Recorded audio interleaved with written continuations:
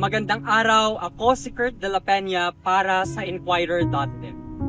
Bukas, ipagdiriwang ng mga Katoliko ang Ash Wednesday o Miyerkules ng Abo, February 18. Pero alam nyo ba kung saan nanggagaling ang abo na ipinapahid ng pare sa noo ng mga mananampalataya?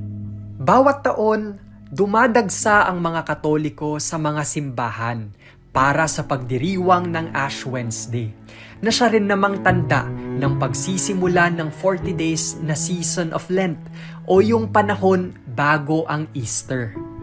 Pero ang mga abo na binabasbasan at kalaunay inilalagay sa noo ng mga mananampalataya, hindi basta-basta abo lang. Ayon sa Roman Missal o yung libro na ginagamit sa misa, ang mga abo sa Ash Wednesday ay nagmumula sa mga palaspas na binasbasan noong nakaraang Palm Sunday.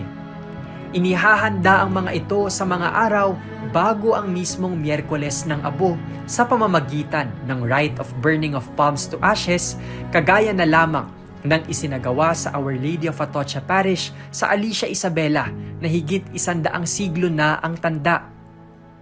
Sa rito, tinitipo ng mga lumang palaspas na dala-dala rin ng mga mananampalataya at saka sisimulang sunugin ng pare habang binibigkas o inaawit ang Psalm 51 na isang kilalang panalangin ng pagsisisi na siya rin namang mensahe ng buong panahon ng Kwaresma kung saan inaanyayahan ng simbahan ang lahat ng mga tao na manalangin, mag-ayuno at magbalik loob.